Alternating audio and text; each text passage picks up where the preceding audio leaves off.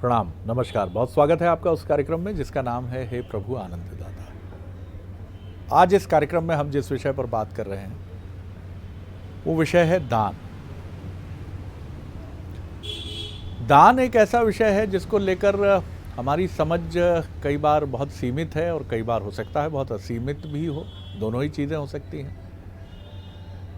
एक चीज़ ये भी देखने में आती है कि युवा पीढ़ी अक्सर अपनी परंपराओं को लेकर कई बार एक ऐसी दृष्टि से भी चिंतन की भर जाती है जिसको मैं गलत नहीं बोलूँगा, लेकिन उसके पीछे क्योंकि जो भी रूढ़ियाँ जिसको हम कहते हैं वो एक अलग विषय हो जाता है, लेकिन परंपराएं एक दूसरा विषय हो जाता है। और अगर उनकी जड़ें बहुत गहरी हैं तो उसके पीछे सोच, दृष्टि, चिंतन क्या है।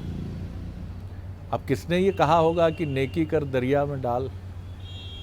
कितनी सुंदर बात है कि दान करेंगे और बताएंगे तो दान का कोई महत्व नहीं। दूसरी महत्वपूर्ण बात है कि इस देश में कन्यादान सनातन परंपरा में एक बहुत महत्वपूर्ण बात कही जाती है, लेकिन रिसेंटली कुछ ऐसा भी एक स्वर सुनने में आया, युवा पीढ़ी मैं कहूँगा कि जिसमें ये बात कही गई और उनको कहने का पूरा अधिकार है, क्योंकि ये उनकी दृष्टि और सोच है और उसको गलत कह के या मिथ्या कहकर दृष्टि रखने का कोई अर्थ नहीं, क्योंकि एक विमर्शवादी संस्कृति में उन तमाम प्रश्नों को लेकर बहुत खुलकर संवाद किया जाता है जहां ऐसे प्रश्न भी उठकर आते हैं। जैसा एक अखिल भारतीय सेवा की युवा महिला अधिकारी की तरफ से बात सामने आई कि कन्यादान का अर्थ क्या है, क्या महिला, स्त्री, लड़की कोई दान की वस्तु है? निश्चित तौर पर बिल्कुल नहीं। जहाँ स्त्री देवी है, जहाँ यत्र नार्यस्तु पूजयन्ते रमन्ते तत्र देवता का अनुनाद गूंजता है, वहाँ कैसे ये मान लिया जाए कि स्त्री दान की वस्तु है। हमारे यहाँ सनातन परंपरा में गौदान की भी परंपरा है, भूदान की भी परंपरा है और नाना प्रकार के दान प्रचलन में हैं। लेकिन दान को लेकर हमारी दृष्टि क्या है? क्या देने वाला देने के गौरव से भरा रहता है, मैंने दिया, और लेने वाला दीनहीन रहता है कि प्रभु दीजिए दाता? क्या इसके बीच में कुछ ऐसा भी है जो हमें नज़र नहीं आता, हमारी दृष्टि वहाँ नहीं जाती? और नहीं जाती है तो उसके पीछे हमारी सोच है। सोच हमेशा नई होनी चाहिए और कई बार वो विद्रोही भी होनी चाहिए, क्योंकि आप अगर परंपराओं से हटकर कोई टीका टिप्पणी कहते हैं तो ये बात तो समझ आती है कि आपका एक विद्रोही तेवर भी है जो बहुत उचित है। लेकिन विमर्श बहुत ज़रूरी है, बहस नहीं, क्योंकि बहस में हमेशा जीतने की प्रवृत्ति होती है, अपने नुक्ताए नज़र को सही स्थापित करने की प्रवृत्ति होती है। और विमर्श मुस्कुराते हुए किया जाता है, सुनता है और ये कहता है विमर्श जैसे सहलाता है अपने प्रतिद्वंदी को भी कि नहीं, आपने कुछ गलत नहीं कहा, मुझे थोड़ा अवसर देंगे तो मैं एक तथ्य सामने रखता हूँ। ये वो विमर्श है जो सनातन परंपरा का बड़ा अहम हिस्सा है। कोशिश हमारी भी रहती है कि यहाँ इस कार्यक्रम में विमर्श, और आज का विमर्श का विषय हमारे साथ हैं भगवत गीता के अध्येता, मानस मर्मज्ञ प्रोफेसर सुरेंद्र बिहारी गोस्वामी। सर, विषय आपके सामने है। आज आपने बहुत सुंदर विषय रखा है जी। आज का विषय मूल रूप से चिंतन का विषय है, जहां श्रद्धा, विश्वास और आस्था की त्रिवेणी संयुक्त होती है, वहां दान का प्रादुर्भाव होता है। दान सनातन संस्कृति के चरम अमूल्यता की धरोहर है, इसे मूल्य में नहीं आंका जा सकता। दान शाब्दिक रूप से जब प्रयोग किया जाता है तो बहुत सारे लोग इसे भिक्षा में प्रयोग करते हैं, सहयोग में प्रयोग करते हैं, मदद में प्रयोग करते हैं, लेकिन इनके लिए शब्द बने हैं जिन्हें आप बोलते हैं। तो दान ना भिक्षा है, ना मदद है, ना सहयोग है। दान विषय वस्तु से भी जुड़ा हो सकता है, दान आपके स्वरूप से भी हो सकता है, दान ज्ञान से भी जुड़ा हो सकता है, दान तो आपकी वीरता का परिचायक भी हो सकता है। इसलिए महादानी को आप कहते हैं दानवीर कर्ण। दान वीरता की निशानी है, आप कहते हैं दानवीर कर्ण। वेद कहता है शतम विहाय भोक्तव्यम, शतम विहाय भोक्तव्यम। सहस्त्रम स्नानम आचरेतु और लक्ष्यम विहाय दातव्यम। दान पात्र को ही किया जाता है। लाखों काम छोड़कर आप जो काम करते हैं वो दान कहलाता है। यदि आप दान कर रहे हैं तो लाखों कर्म के बराबर आप कर्म कर रहे हैं, लेकिन दान का मूल्य नहीं होता, इसलिए दान अमूल्य होता है। दान को कभी किसी विषय वस्तु से आप नहीं जोड़ सकते। दान शब्द अपने आप में शुचिता का पर्याय है। ध्यान रखिए, तभी तो आप कहते हैं बलिदान कर दिया, दान लगा हुआ है। अर्थात वीरता की भूमि में, मातृ रक्षा की भूमि में जब आदमी बलिदान करता है तो उसे आप बोलचाल में कहते हैं शहीद हो गए, शहादत कर दिया। तो आप समझिए आत्मदान कर रहा है बलिदान। दान वो चरम है, आपने देखा जिस भी विषय वस्तु को अमूल्य मानते हैं आप, उसमें दान लगा देते हैं। दान में आपकी स्वेच्छा समाहित होती है और स्वेच्छा में आर्द्रता समाहित होती है, श्रद्धा समाहित होती है। अंग दान करते हैं ना आप कहते हैं आपने तो जीवन दान किया है। जीवन भी दान की विषय वस्तु है। पहले दान की महिमा आप समझिए। सही बात।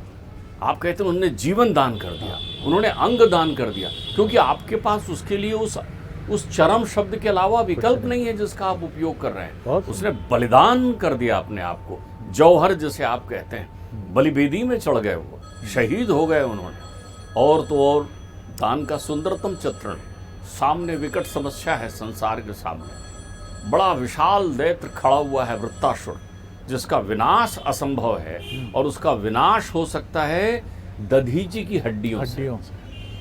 दधीचि जिन्होंने अत्यंत तप से अपनी हड्डियों को वज्र की तरह बना लिया है, तपस्वी हैं, उनके पास पहुंच रहे हैं, आपकी हड्डी चाहिए। जीवन दान, उन्होंने कहा कि मेरी अस्थि से आप वज्र बनाएंगे, उन्होंने अपनी अस्थि दान कर दी। जीवन दान, रहते हुए दान कर दिया। क्यों? विश्व का कल्याण हो। दान कल्याण का प्रतीक होता है। तो उससे जो है इंद्र का वज्र बना है। इंद्र का वज्र ही प्रसिद्ध है, वो दधीचि की तपस्या की हड्डी है, उस अस्थि से बना हुआ है, जिससे वृत्तासुर का उन्होंने वो किया था। तो दान की महिमा अनंत है। कर्ण जानते हैं कि याचक परमात्मा है, कर्ण जानते हैं कि याचक परमात्मा है, और चाह क्या रहे हैं? उनका कवच कुंडल, जिससे उनका जीवन सुरक्षित है। ध्यान रखिएगा, दातार जो है ईश्वर की तरह हो जाता है, क्योंकि ईश्वर की कृपा से आप दातार होते हैं। बिल्कुल सही। तो आप दान की उस प्रक्रिया में आते हैं, तब आप दान करते हैं। ये लीजिए, दान कर रहे हैं आप। तो दान वो मूल्यवान शब्द है, इसमें वस्तु की कीमत नहीं होती। दान प्रकट नहीं किया जाता, पात्र को किया जाता है। बिना पात्र के दान नहीं किया जाता, ध्यान रखिए आप। पात्रत्वात् धनमाप्नोति, जो आदमी पात्र होगा उसी को ही दान किया जाता है। तो दान ग्रहण करना सौभाग्य है, दान देना परम सौभाग्य है। इससे उच्चतम कहीं नहीं है। जिसका नाम आपने लिया कन्यादान, हमारे यहाँ 100 अश्वमेध यज्ञों का फल है कन्यादान में। कन्यादान का अर्थ होता है पिता की कोटिशः आत्मीय आशीर्वाद, माता का आशीर्वाद, ये है दान। उनकी सहमति, ये है दान। ये है दान। अरे गंधर्व विवाह प्रचलित है अपने यहाँ। एक वयस्क बच्ची जो है कहीं बाहर है और किसी वयस्क पुरुष से उसकी भेंट वार्ता होती है, दोनों एक दूसरे से प्रभावित होते हैं, और एक वरमाला एक के गले में डाल देता है, दूसरी वरमाला डाल देता है, और कहते हैं आज से हम लोग पति पत्नी हुए, पाणी ग्रहण हो गया, हस्त मिलाप हो गया। वहाँ भी कन्यादान है, क्योंकि पिता की सहमति गर्भित है वहाँ। तो कन्यादान का अर्थ ये नहीं है कि पिता ही हाथ पकड़ कर दे, लेकिन कन्या के साथ जब कन्या को सौंप रहा है तो पात्र को सौंप रहा है, ठीक बात, अपने आशीर्वाद के साथ सौंप रहा है वो। तो पिता के इस अश्वमेधी यज्ञ की प्रक्रिया को कौन सा नाम दें? बोले जिससे वो कोटिशा फलदायी है, जिसके बराबर। दान भिक्षा नहीं है, दान भिक्षा के लिए शब्द है। अगर आप एक वस्तु भी दान दे रहे हैं किसी व्यक्ति को, ध्यान रखिए, जैसे ही आपने उसको वस्तु में की अनुभूति करते हुए दान दिया, भाव खत्म हो गया, वो भिक्षा है। आप एक कंबल देने जा रहे हैं किसी को, तो आपकी आर्द्रता ये होनी चाहिए, ये ठंड में ठिठुर रहा है, उस समय तो आपको मालूम भी नहीं कि आप उसको दान दे रहे हैं। ओह भैया ये मेरा शर्ट आप रख लीजिए, ये कोट आप पहन लीजिए, और आप उसको देने के बाद विस्मृत हो गए, ये दान हो गया। और यूं बुला के, ले रामलाल एक कंबल लेते जा तू, ये भिक्षा दे रहे हैं आप। तो दान शब्द का उपयोग जब तक आप समझेंगे नहीं, बहुत ये सुंदर बात शुचिता है। पवित्रता का चरम है। दान और भिक्षा, देखिए देखिए, देने के स्वरूप से बदल जाता है दान का स्वरूप। आप दान दे रहे हैं या भिक्षा दे, जहाँ अहंकार का तत्व जुड़ा, देने वाला सादृश्य हो गया, प्रकट हो गया आपके भीतर। दे रहा हूँ, देने का अभिमान है, पुण्य मिलेगा, ना भी मिले तो देख कि ठिठुरता, ले कंबल ना ना। दान, देखिए दान में दानशीलता होती है। हाँ, दानशीलता, क्या बात है सर। इसलिए क्या ये बात। सद्गुणों की व्याख्या में बहुत धर्म सुंदर धर्म बात के है। गुणों में दानशीलता है। शील, आहा, तो ये शीलता का अंग है। बहुत ये। सुंदर बात। इसमें वाह, शिष्टता चरम पर है ये। तो ध्यान रखिए, कन्यादान की जो प्रक्रिया है, अब आप देखिए होता क्या था। जब प्रजापतियों का काल था, जब मानसी पुत्र उत्पन्न हुआ करते थे और मानसी सृष्टि का सृजन होता था, तब इस दान की अनुकंपा उस स्वरूप में नहीं थी। लेकिन जब सृष्टि जो है मैथुनी सृष्टि हो गई और यहाँ पर देवाधिदेव मृत्युंजय ने अपना स्थान बना लिया जी। और शिव यहाँ विद्यमान हो गए। देवाधिदेव हैं, ध्यान रखिएगा। और सुनिए, शिव औघड़ दानी, औघड़ दानी। शिव से बड़ा दानी कोई नहीं है। वो सब कुछ दे देते हैं। अरे वो तो जानते हुए भी दे देते हैं, चाहे वो आपके योग्य हो चाहे वो आपके योग्य ना हो। शिव ही हैं जो अमरता का भी वरदान दे देते हैं। भाई आप जा रहे हैं परमात्मा के पास तो आप जीवन में मुक्ति मांगेंगे ना, सही बात। जीवन में सानिध्य मांगेंगे ना। लेकिन जब दैत्य पहुंचते हैं तो वो अभिमान मांगते हैं दान में, उनको अभिमान भी दे देते हैं। मैं किसी से न मरूं, हाँ ये भी दे दिया। मैं ऐसा हो जाऊं, ये भी दे दिया। वो सब कुछ देते हैं और अपने पास कुछ नहीं रखते। तब शिव औघड़ दानी है। तो जो सर्वस्व निछावर करने की क्षमता रखता है वो दानी होता है। कबीर इसी के लिए तो कहते हैं, देने वाला और है, देत रेत नित नयन, लोग मापे भरम करे ताती नीची नयन। ये हाड़ मास की देह जो है ये नश्वर है, ये देह नश्वर है। ये देह भी तो उस विषय वस्तु की तरह है ना, जो दिखने से नष्ट हो जाने वाली है। ठीक बात। यद दृष्टम तद नष्टम। तुम अजर अमर अनादि अखंड अछेद की शरीर लेकर नहीं आए हो, आत्मा लेकर आए हो। तो जब कन्यादान होता है तो एक आत्मा अपने आत्मा के टुकड़े को दूसरी आत्मा को सौंपता है, देता है। पुराने समय में उपयोग किया जाता था, अपनी कन्या सौंपी। हाँ, जब तक कन्यादान नहीं था। हाँ, भगवान विष्णु ने शिव पुराण में शिव जी से जब निवेदन किया कि आप पार्वती से जो पाणी ग्रहण कर रहे हैं प्रभु, उसमें एक संस्कार का प्रादुर्भाव करिए ताकि लोग उसका अनुपालन करें।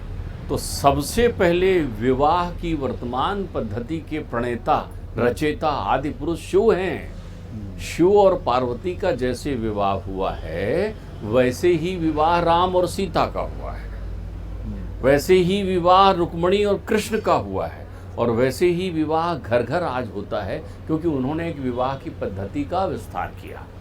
जो वरवधू बैठे होते हैं उनमें लक्ष्मी नारायण की अनुभूति करते हैं कि मेरी बिटिया लक्ष्मी सी में दे रहा हूँ, शक्ति स्वरूपा दे रहा हूँ, तुम ब्रह्म स्वरूप हो, नारायण हो।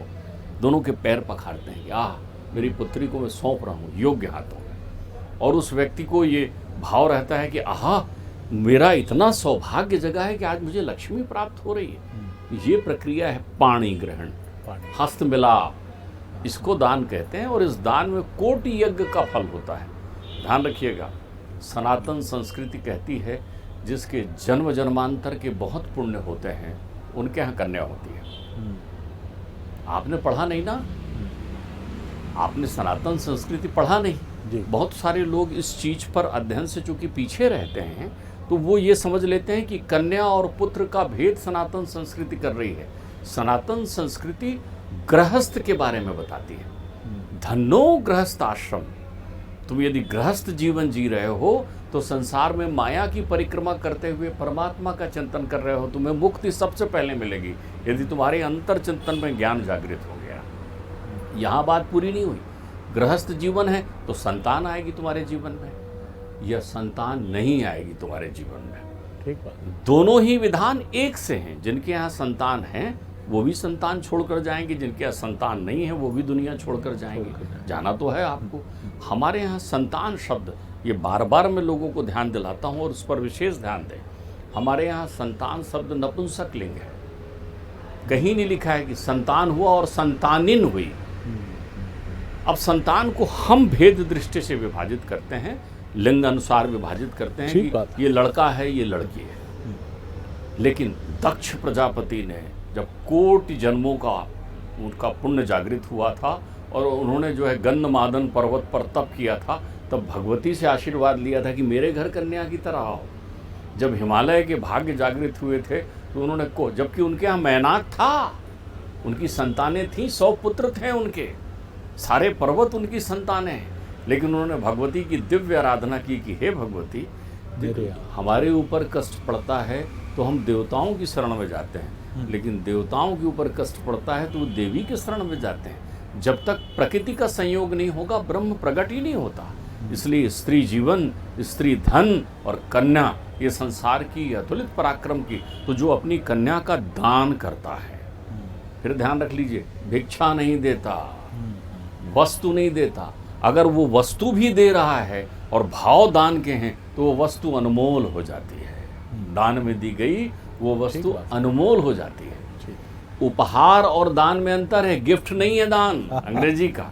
जी जी, बहुत सारे लोग गिफ्ट को दान समझ लेते हैं कि हमने ये गिफ्ट किया मतलब उपहार में मिला हुआ है। जीवन उपहार नहीं है, ऐसा होता तो बलिदान नहीं होता जीवन का। ठीक बात। फिर आपने उसको उतनी बड़ी शहीदी शहादत के साथ आपने बलिदान शब्द का उपयोग किया है। वीरोचित सम्मान है दान, दान अनमोल है, दान का कभी मूल्य नहीं हो सकता। दान जो है, एक तिनका भी उठाकर यदि आप दान में दे रहे हैं तो आप ये समझ लीजिए वो तिनका बहुमूल्य हो जाता है यदि आपके भाव उससे जुड़ जाएं। दान बताने से भ्रष्ट नष्ट हो जाता है। दान वो पुण्य है जिसको आपने बताया और भ्रष्ट हो नष्ट हो। जिन्होंने भी दान बताया, नहुष इंद्र बन गए थे दान के प्रताप से, लेकिन बताया तो अजगर बनकर आ गए वहां पर। यम नचिकेता प्रक्रिया में दान की चरम देखिए आप।